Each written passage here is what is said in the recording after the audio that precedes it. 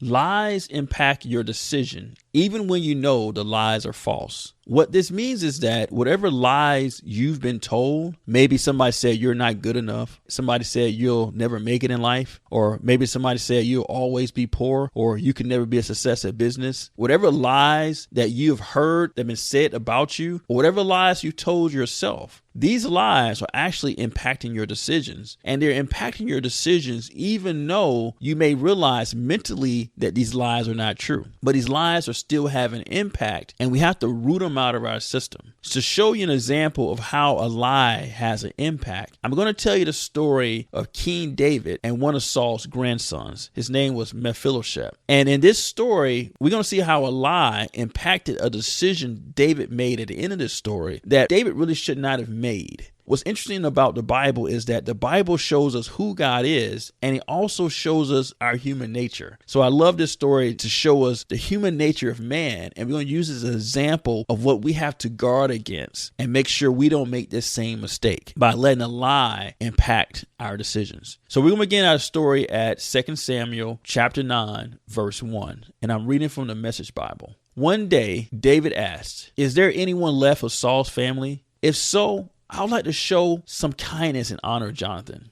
It happened that a servant from Saul's house named Zibiah was there. They called him into David's presence. The king asked him, "Are you Zibiah?" "Yes, sir," he replied. The king asked, "Is there anyone left from the family of Saul to whom I can show some godly kindness?" Zibiah told the king, "Yes, there is Jonathan's son, lame in both feet." "Where is he?" "He's living in the home of Makar, son of Amiel of Lodebar." King David didn't lose a minute. He sent and got him from the home of Makar, son of Amiel in Lodebar. When Mephibosheth, son of Jonathan, who was the son of Saul, came before David, he bowed deeply, abasing himself, honoring David. David spoke to his name, Mephibosheth. "Yes, sir. Don't be frightened," said David. "I'd like to do something special for you in memory of your father Jonathan. To begin with, I'm returning to you all of the property of your grandfather Saul. Furthermore, from now on, you'll take all your meals at my table." Shuffling and stammering, not looking him in the eye, Mephibosheth said, "Who am I that you pay attention to a stray dog like me?" David then called in Zibiah, Saul's right-hand man, and told him, "Everything that belonged to Saul and his family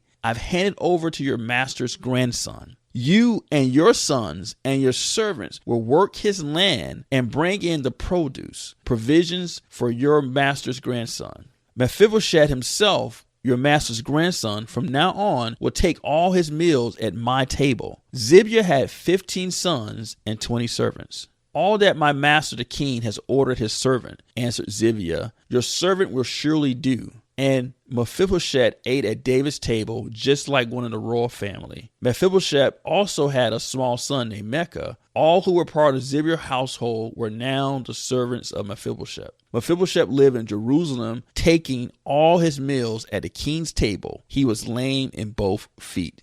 So we get the picture here that Saul's grandson, Mephibosheth, who was the son of Jonathan, is still living. But he has an infirmity in his feet, which makes it hard for him and difficult for him to walk. So he's lame, which means he really can't care for himself. So David wants to show kindness to the family of Saul, because in tradition, really what a new king does, he usually kills everybody in the family of the previous kingdom, so there's nobody who can challenge his throne. But David is going to show mercy and kindness. And what we see is that Mephibosheth understands that David is showing mercy and kindness, and he is overjoyed and accepts this with great humility.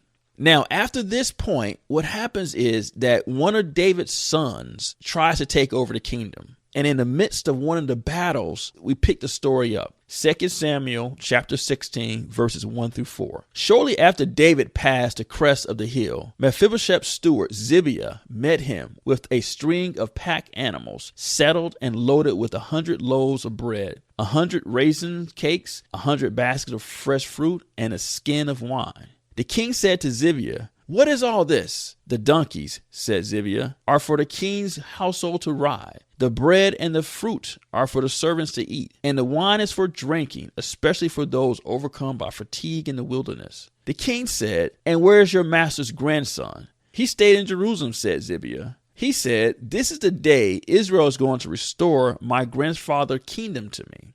Everything that belonged to Mephibosheth, said the king, is now yours. Zibiah said, how can I ever thank you? I'll be forever in your debt. My master and king, may you always look on me with such kindness. All right, so let's analyze what happened here. When David saw him, he said, where is Mephibosheth? Where is Saul's grandson? Because what he was doing is he was looking for Mephibosheth to come stand by his side in the midst of war. Because at this point in the kingdom, people had started taking sides on what side they was on. Some people was David and some people were David's son. And so while they was having this civil war, David was looking for all his allies. And surely Mephibosheth, who David showed such great kindness to, would come and stand by his side. But what he's learning from Mephibosheth's servant Zibiah is that Mephibosheth is not coming because Zibiah said that he's waiting for David to lose so he can take over the kingdom again. And obviously, when David hears this, he's upset. And he's so upset that he takes away the lands of Mephibosheth and gives it to Zibiah. Now, is this really a true story? Did Mephibosheth really say that? Or is this a lie? Let's look at 2 Samuel 19, verse 24 to 30. Mephibosheth, grandson of Saul, arrived from Jerusalem to welcome the king. He hadn't combed his hair or trimmed his beard or washed his clothes from the day the king left until the day he returned safe and sound. The king said, why didn't you come with me, Mephibosheth? My master, the king, he said, my servant betrayed me. I told him to saddle my donkey so I could ride in and go with the king. For as you know, I'm lame. And then he lied to you about me. But my master king has been like one of God's angels. He knew what was right and did it. Wasn't everyone in my father's household doomed? But you took me in and gave me a place at your table. What more could I ever expect or ask?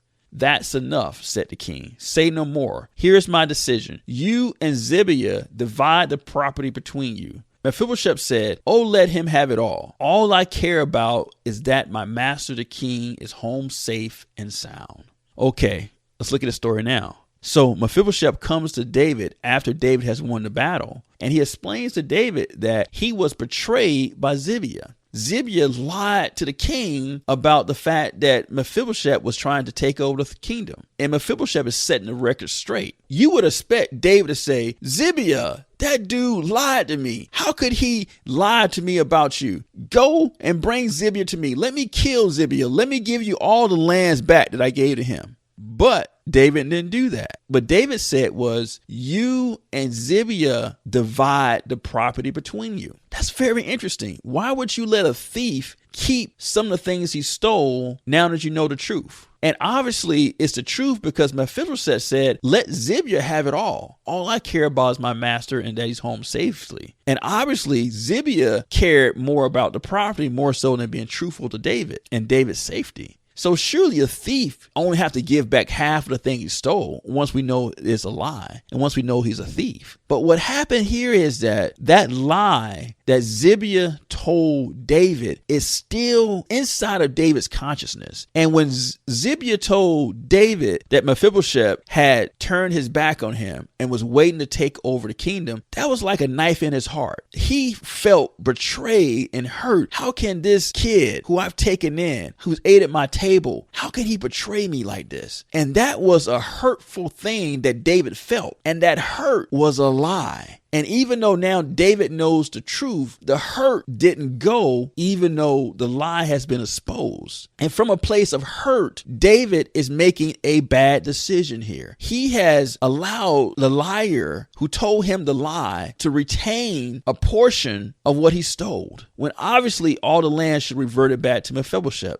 This story illustrates what's inside of all of us. When we hear a lie, it affects us deeper than we know. If we hear a lie that hurts us, if we hear a lie that's going to limit our beliefs, if we hear a lie that's saying you're not good enough, you'll never make it in business, you'll never be able to do what God's called you to do, you're not qualified to do this, how can people like you even think they could be in the same league as this and this and that? When you hear those lies, it affects you on a deep level. And even though you know these lies are not true, it still still affecting you. It's affecting your decisions. You won't reach as far as you can reach because you'll pull back because you think I'm not good enough yet. Or you won't go after that calling as hard as you should because you know people like me just can't do that. So what you have to do is realize that those lies have hurt you, and you have to get those lies completely out of your system so you can make the right decision and go after everything that God has called you to have in this earth and this life. So don't let these lies that you've been told over the years continue to impact your decisions to make bad decisions or make incomplete decisions.